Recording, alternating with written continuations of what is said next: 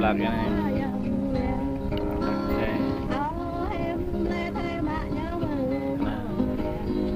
Ok. Chị đây lặp lại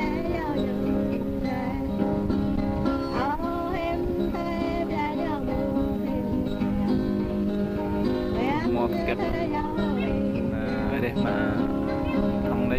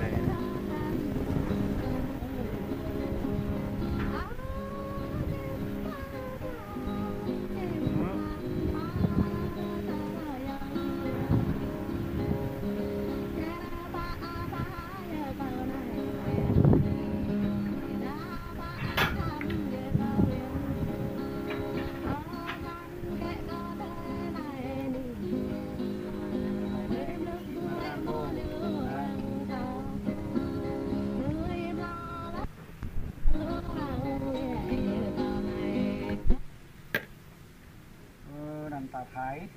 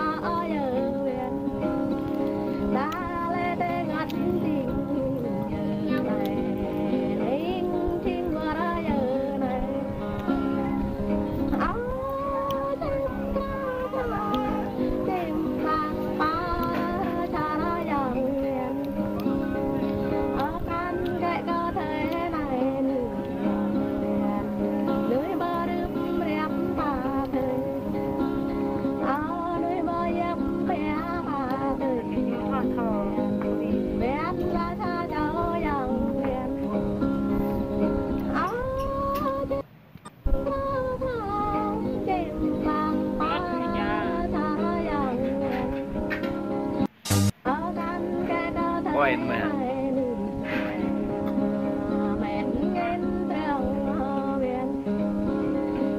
năm ngặt mà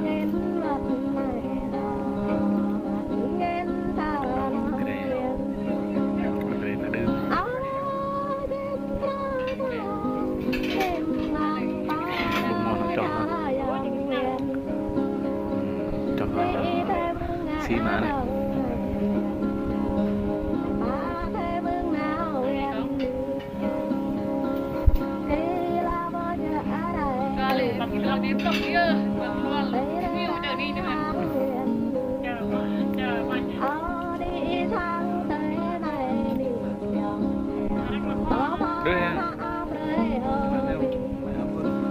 mấy cái thứ à chứ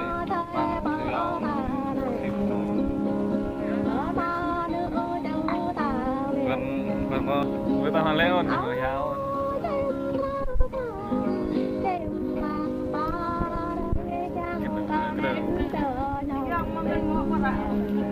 và mẹ đu đa hả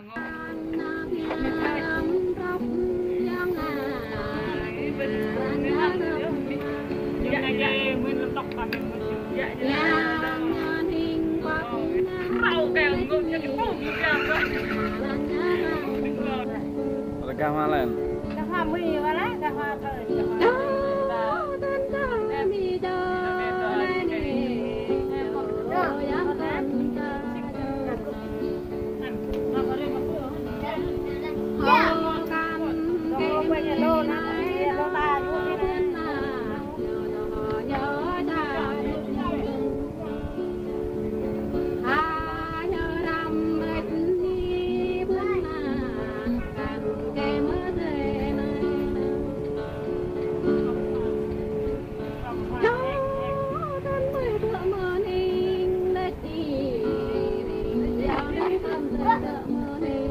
tập cái này em định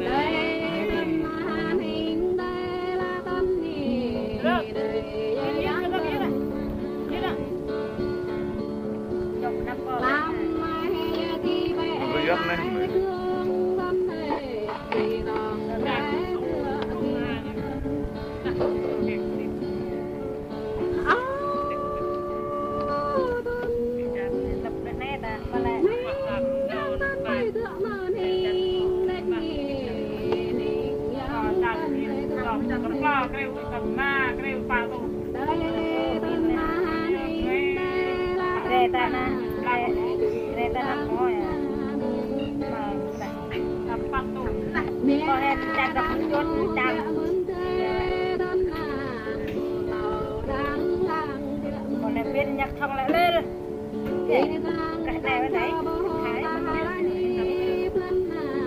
cái này bên đấy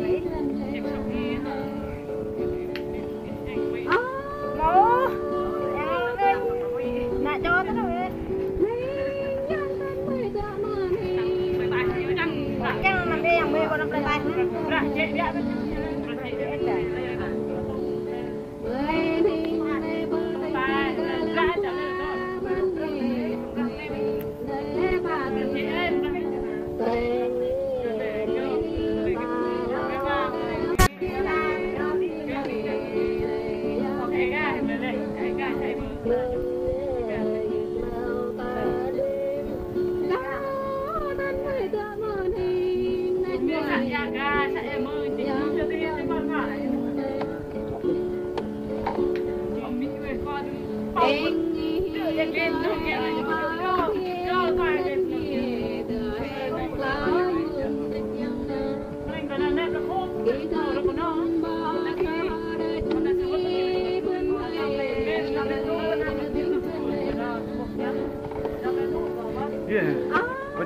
bên mà xếp nó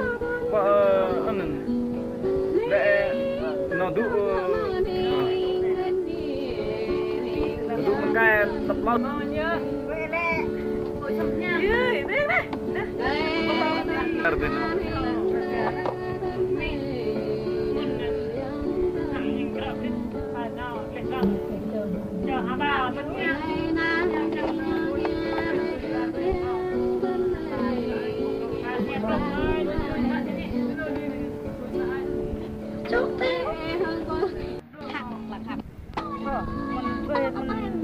đuôi tầm lên đang hàng đuôi này hàng lên có đặt cái đằng tôi cái cây của hai đó ba nó ra cái xe nó đấy quay lên cái yuốt cơ nó bộ các bạn thôi làm gì á thấy cái này mà trong cái quay nó quay đầm ra thấy vui nhiều bà lên lên như là bà học cái rồi sao tôi em đi quên đấy mà trông là ta rồi đang đi mà xịt qua cái bắt chiều ho nó quay mà chặt à chặt cạn à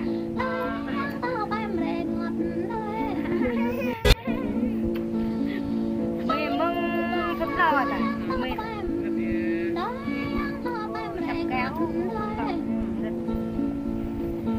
nhập bao khang rồi ra còn lẽ rồi vì thảm lan mình buộc ban năm con về năng như mất nó bố xếp sầm nó bố mua đặt cái nó mẹ hay là mày lệ mấy ta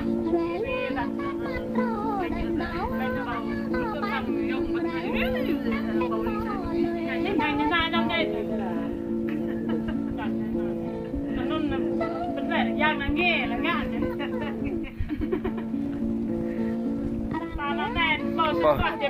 sang bên này lu nghe đây này nghe này pha này từng nghe này pha này nghe như memi đó nó từng nghe cái từng cái sẽ rap này đi sport này nó lu nghe này nghe như bên trong bên này mà ba bùa ba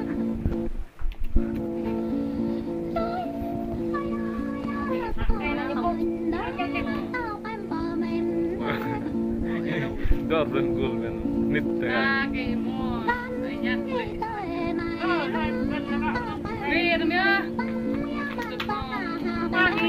cái đó mi à cái con nó đó mi tha cái mà vợ mình cái về mua mình không vào chẳng ăn mà vợ ta không cho nhận cho đấy mình nên là bên này ra cái này ra cái này mà không đặt cái nào mua thôi như là ra cái này cũng mò lên đó blue lên hết mò nó bay nó lên chỉ lực riêng ra cái này nè năm lần ba hôm bây giờ lâu mà đang ngoài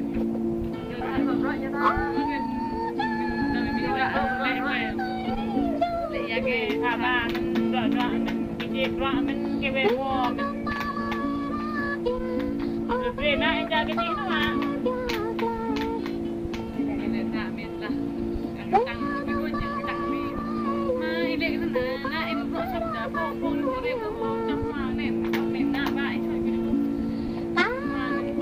đó mà nhung tụi khóc về na để xịt bơi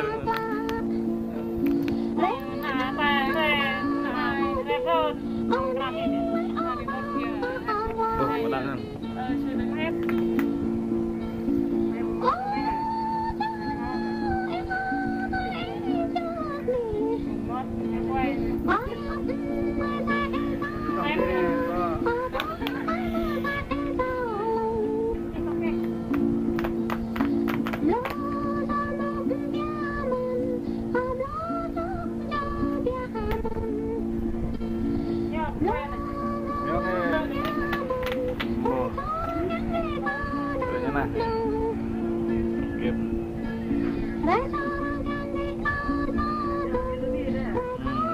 bia bớt này đừng ta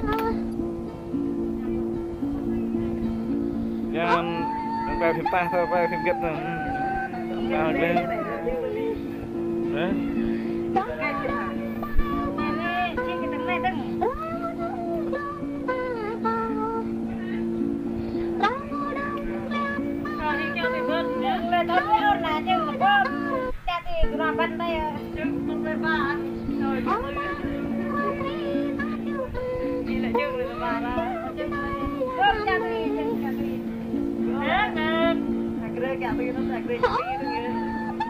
Mau tôi chặt về.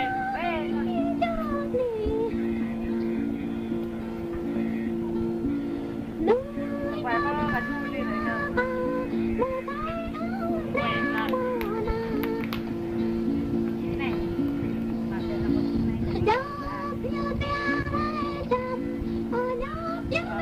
Cái thằng cái bên bên khoang khoang.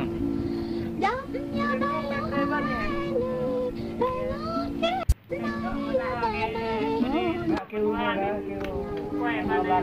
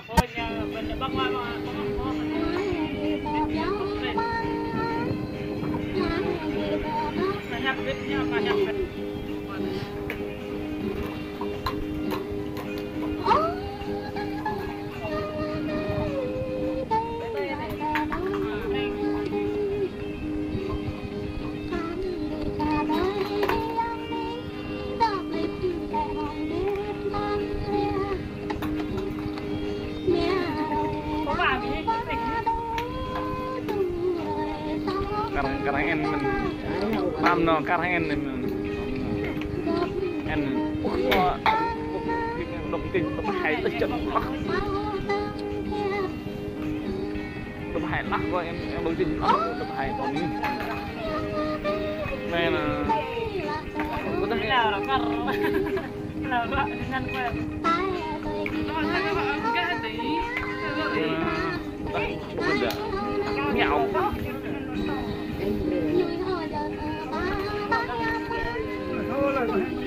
mới được 5 tầng rồi quay về mà tôi biết đi sao hết thật mà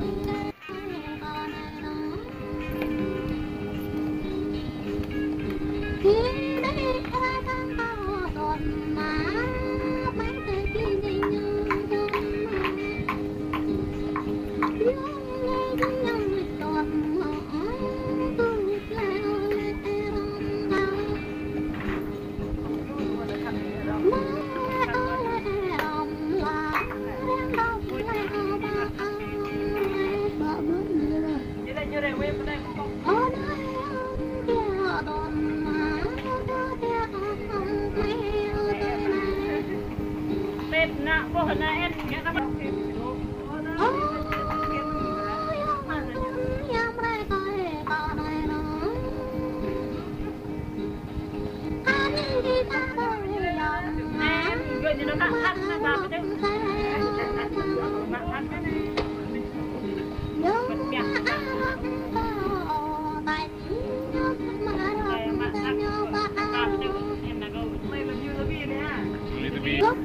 Giờ vơi như thế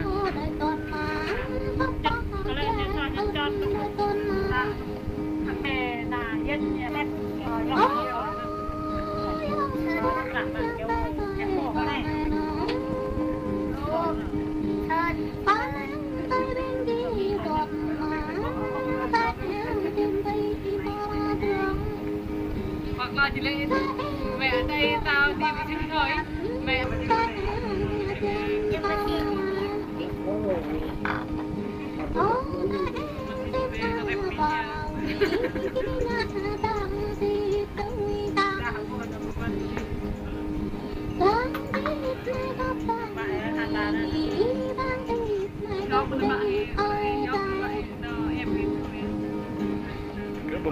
banyak lah bikin ren nah pada ren video video deh teman tem chơi nó đồng nghiệp là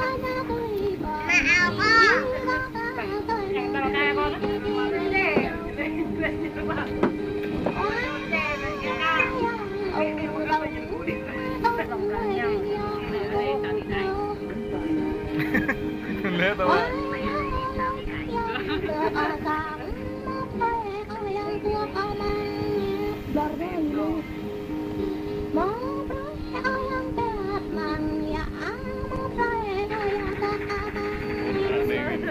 Các lek cái ơi ông bệ.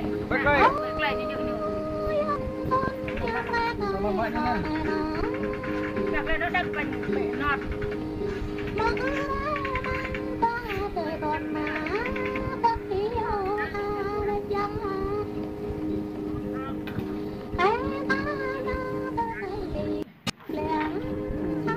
Dong deh. Tawat ni beres Tuhan.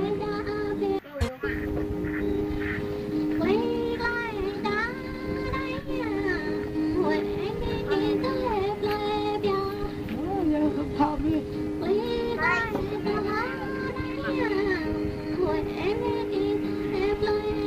lên. Sau khi thành nhiều cái thời gian nha.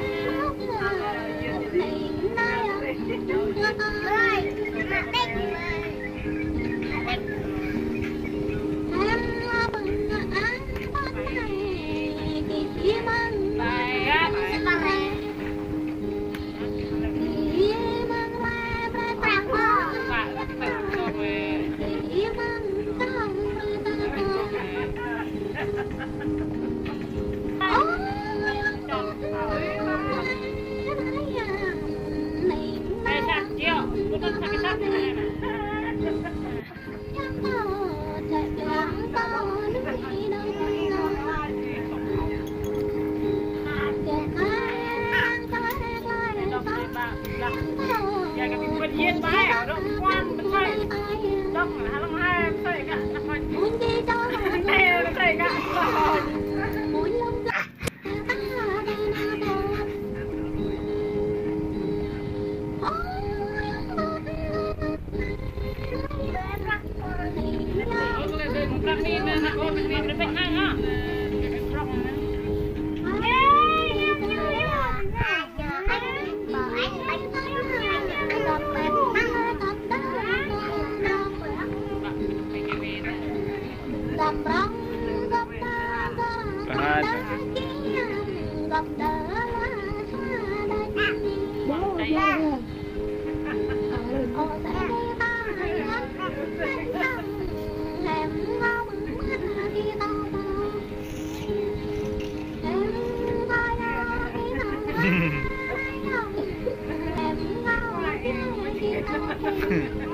lên đây.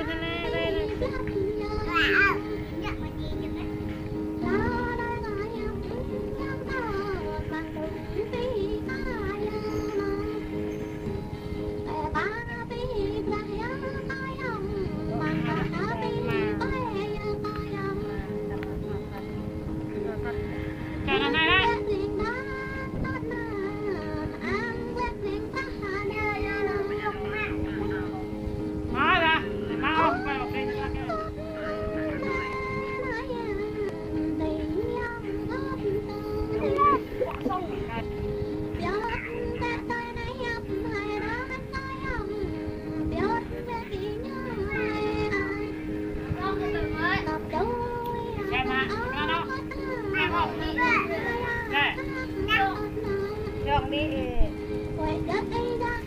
và xe này tại chị xe này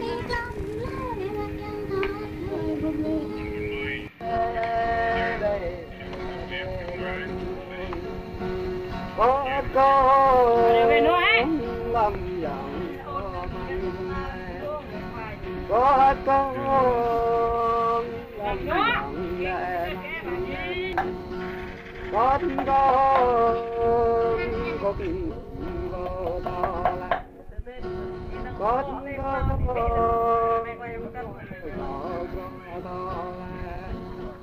có con hoa đê đây có con căn gờ dòng này có con tôi nhỏ về gần mẹ có con hoa đê rắc lại nhỏ về gần có con rắc lại nhỏ ra lại cái có con hoa đê làm đèn lo lại đoa ba có con gặp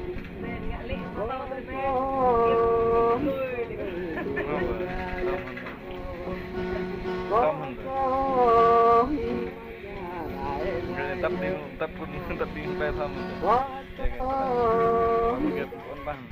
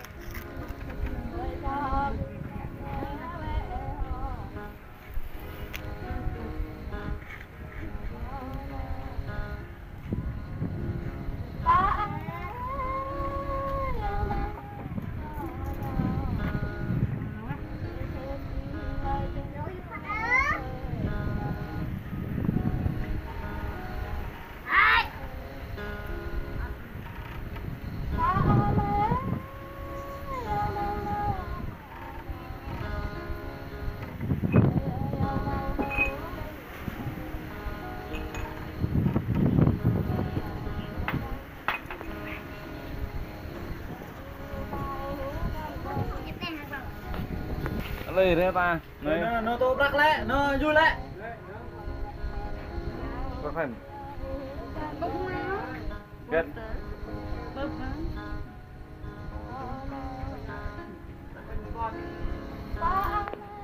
qua mình đi về cả chồng quạt đang xịt vậy chúng ta bơi nó mặc bơi nó mặc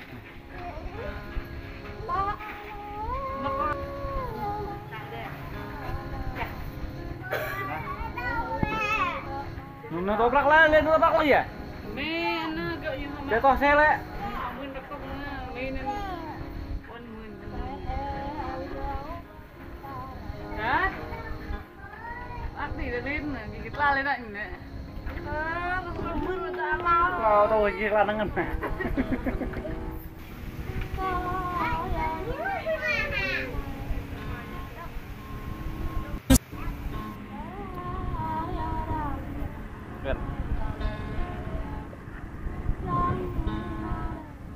chuông này xin mừng lại này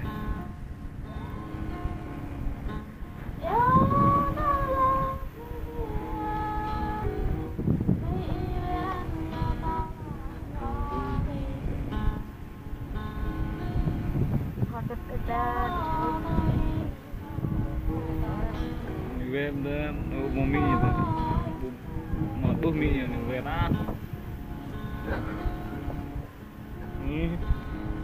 lệ nó ta nhìn nghe cái tàng mình cho ta kịp đâu rồi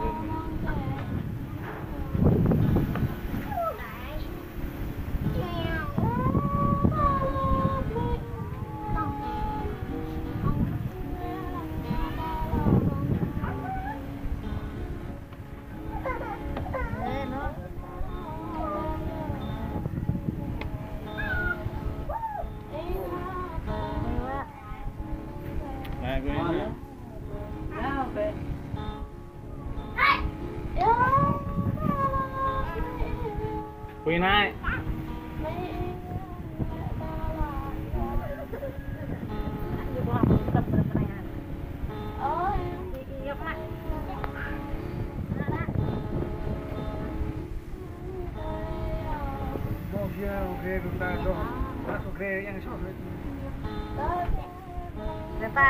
ta tàu tôi không có cái tôi này itu lah kocang itu paling itu lah cek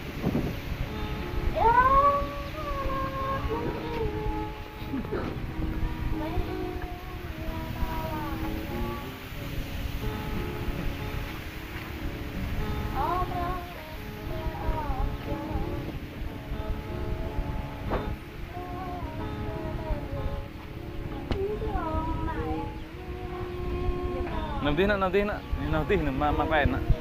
Nanti.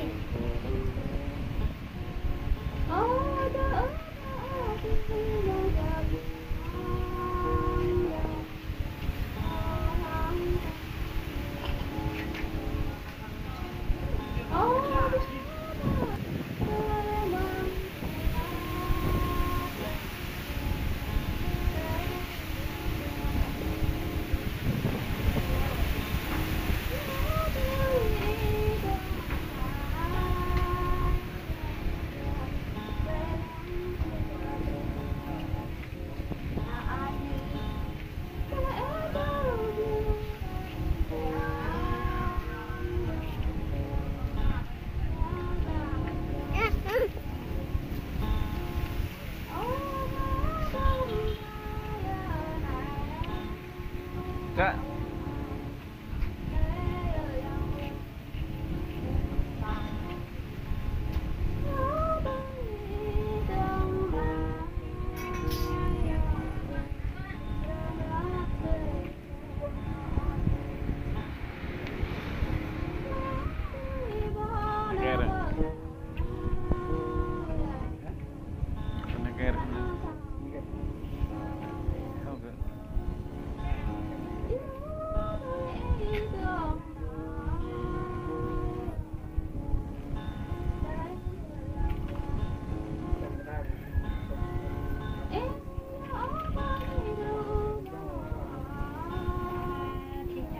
Này mà ngạ thợ thằng này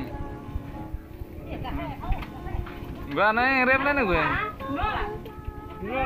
không lên được lên này gue phải nằm cái đó gue cái gì hả có thế vậy cái này bụng bẹt ra này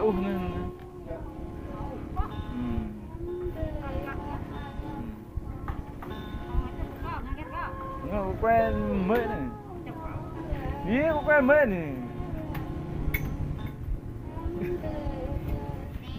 cái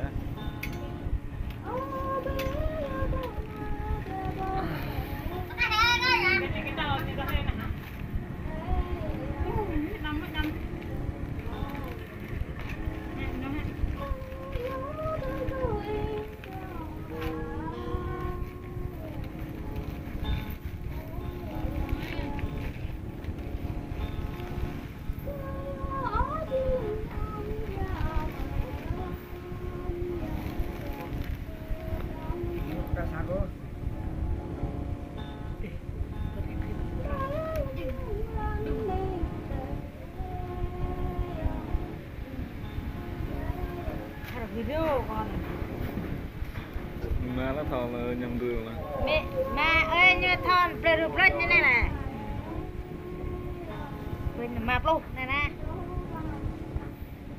mà luôn tôi nói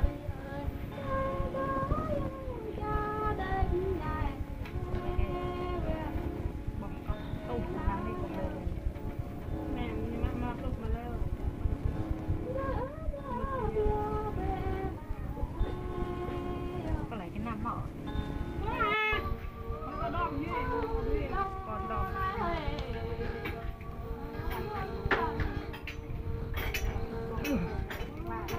cái hết lên đánh này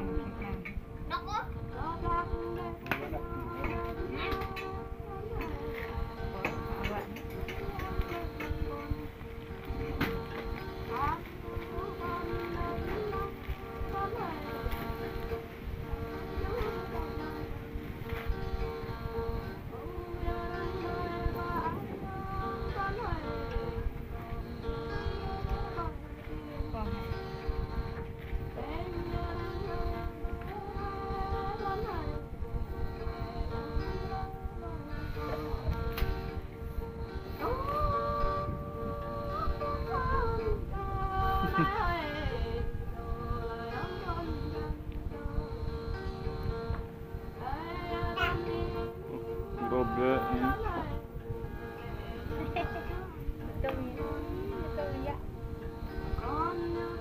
nên tôm nhiều